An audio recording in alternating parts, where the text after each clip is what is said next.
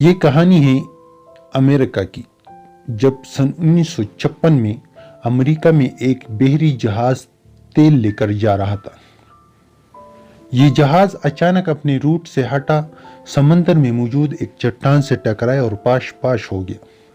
حادثے کے بعد جہاز کے کپتان کو گرفتار کر لیا گیا اور اس حادثے کی وجہ پوچھی گئی۔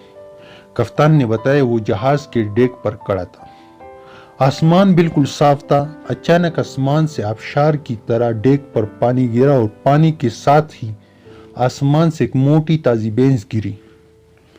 بینس کے گرنے سے جہاز کا توازن بگڑا اور یہ چٹان سے ٹکرا گیا۔ یہ ایک عجیب قسم کی سٹوری یا جواز تھا اور کوئی بھی نارمل شخص اس سٹوری پر یقین کرنے کے لیے تیار نہیں تھا۔ آپ بھی اس پر یقین نہیں کریں گے، کیونکہ اگر آسمان بالکل صاف ہو، آسمان سے اچانک آبشار کی طرف پانی گرے اور ذرا دیر بعد ایک دھماکے کے ساتھ آسمان سے ایک بینس نیچے گر جائے تو اس پر کون یقین کرے گا؟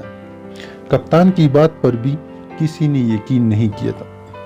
آئل کمپنی نے اس کو جھوٹا قرار دے دیا، پولیس نے اسے مجرم ڈکلیئر کر دیا اور آخر میں نفسیات دانوں نے اسے بھی پاگل اور جھوٹا قرار دے دیا۔ کپتان کو پاگل خانے میں داخل کر دیا۔ یہ وہاں 25 سال تک قید رہا اور اس قید کے دوران یہ حقیقتاً پاگل ہو گیا۔ یہ اس کہانی کا ایک پہلو تھا اور اس پہلو کو دیکھنے، سننے اور پڑھنے والے اس کپتان کو پاگل یا جھوٹا کہیں گے۔ اب آپ اس کہانی کا دوسرا اینگل ملاحظہ کیجئے۔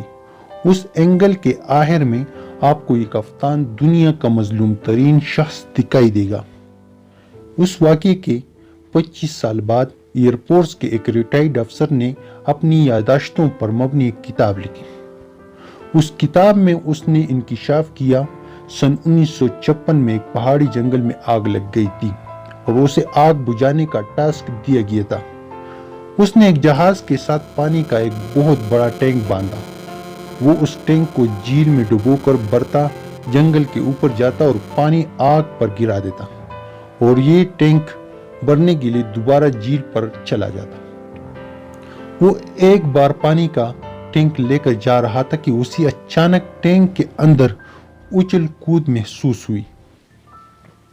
اسے محسوس ہوا ٹینک کے اندر کوئی زندہ چیز چلی گئی ہے اور اگر اس نے ٹینک نیچے نہ گرایا تو اس چیز کی اچھل کود سے اس کا جہاز گر جائے گا۔ اس نے فوراً ٹینک کھول دیا۔ ٹینک سے پانی کی آبشار سی نیچے گری اور اس کے ساتھ ہی موٹی تازی بینس بھی نیچے کی طرف گر گئی۔ یہ پانی اور بینس نیچے بحری جہاز کے ڈیک پر گر گئی۔ آپ اب کہانی کے اس پہلو کو پہلے اینگل سے جوڑ کر دیکھیے۔ آپ کو سارا سیناریو تبدیلی ہوتا ہوا دکھائی دے گا۔ لہٰذا یاد رکھیے، آپ جب تک دوسرے فریق کا موقف نہ سن لیں، اس وقت تک آپ کسی شخص کی کہانی، کسی شخص کی دلیل پر یقین نہیں کریں گے، کیونکہ جب تک ملزم اور مدعی کا موقف سامنے نہیں آتا، اس وقت تک صورتحال واضح نہیں ہوتی۔ حقائق کیا ہوتے ہیں؟ حقائق کہانی کی طرح ہوتے ہیں اور آپ جب تک کسی کہانی کا دوسرا پہلو یا دوسرا اینگل نہیں دیکھ لیتے، اس وقت تک وہ سٹوری مکمل نہیں ہوتی، اس وقت تک حقیقت آپ کے سامنے نہیں آتی۔ لہٰذا زندگی میں جب بھی کبھی آپ ایسی صورتحال کا شکار ہوں، آپ ہمیشہ دونوں فریقین کو سننے کے بعد فیصلہ کریں۔ شکریہ۔